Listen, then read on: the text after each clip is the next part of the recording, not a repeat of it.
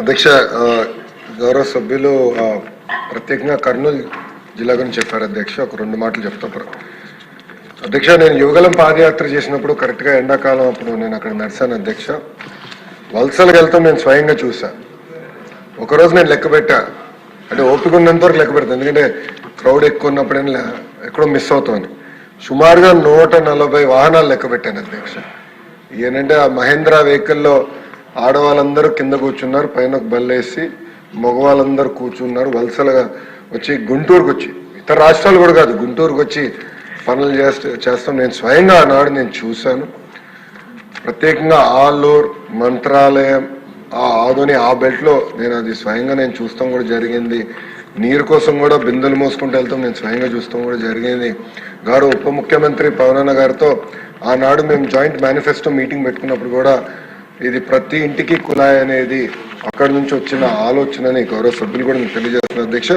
అంతేకాకుండా అధ్యక్ష, గౌరవ సభ్యులు చెప్పినట్లు మీరు చూస్తే లిటరసీ రేట్లో కానివ్వండి, ఎన్రోల్మెంట్ రేషియోలో కానివ్వండి, ఎడ్యుకేషన్కి సంబంధించిన విషయాలు మనం చూస్తే వాస్తవంగా ఇప్పుడున్న కర్నూలు జిల్లా వెనుకబడింది అంటే ఎలాంటి డౌట్లే. అందుకే అధికారులు కూడా నేను చాలా స్పష్టంగా చెప్పాను, ముందర రిక్రూట్మెంట్ చేయాలా, ప్రభుత్వ విద్యను అక్కడ బలోపేతం చేయాలా. విచిత్రం ఏంటంటే ఓకే, ప్రభుత్వ విద్య వెనకబడి ప్రైవేట్ రంగంలో ఉందంటే కూడా అది కూడా లేదు. కర్నూలు జిల్లాకు వచ్చేగల అక్కడ అది కూడా అవకాశం లేకుండా, అంటే పిల్లలకి ఎక్కడ అవకాశం లేకుండా పోయింది. అందుకే ఎక్కువ శ్రద్ధ పెట్టాం, ఫోకస్ చేసాం, ఎక్కువ పోస్ట్ కూడా కర్నూలు జిల్లాకే ఇష్టం కూడా జరిగింది అధ్యక్ష. ఆనాడు హామీ ఇచ్చా, హామీకి ఎప్పుడు ప్రజాప్రభుత్వం కట్టుబడి ఉంటుంది.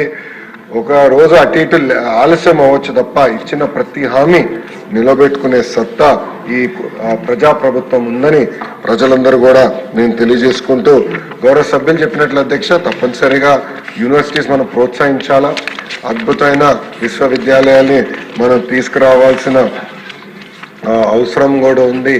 తద్వారానే మన పిల్లలకి మెరుగైన అవకాశాలు కూడా వస్తాయి అధ్యక్ష. ఇప్పుడు చూస్తే సబ్జెక్ట్ స్పెసిఫిక్ యూనివర్సిటీస్ వచ్చినాయి. ఇప్పుడు లా యూనివర్సిటీ ఎలా వచ్చిందో, స్పోర్ట్స్ యూనివర్సిటీ గౌరవ ముఖ్యమంత్రి గారు మన సింగపూర్ డెలిగేషన్ తీసుకెళ్తే గౌరవ ముఖ్యమంత్రి గారు డెలిగేషన్లో మేము వెళ్ళాం. అక్కడ స్పోర్ట్స్ యూనివర్సిటీ కూడా వెళ్ళాం. అక్కడ స్పోర్ట్స్ ఎడ్యుకేషన్ ఇంటర్సెక్షన్ ఎలా జరుగుతుంది అనేది మేము స్వయంగా కూడా చూసుకుంటాం జరిగింది అధ్యక్ష. చివరి విషయం అధ్యక్ష, డిఎస్సి అనేది ఈ కూటమి ప్రభుత్వానికి గర్వకారణం అధ్యక్ష. నిన్న కొంతమంది సభ్యులు ఇబ్బంది పడ్డారు, ఎందుకంటే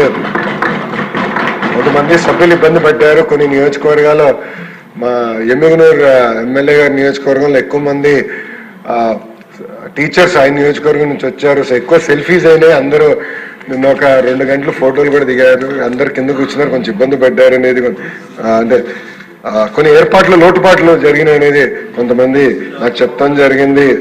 అది ఒకసారి జరగకుండా చూసుకునే బాధ్యత మేము తీసుకుంటామని గౌరవ సభ్యులందరూ కూడా తెలియజేస్తా అధ్యక్ష.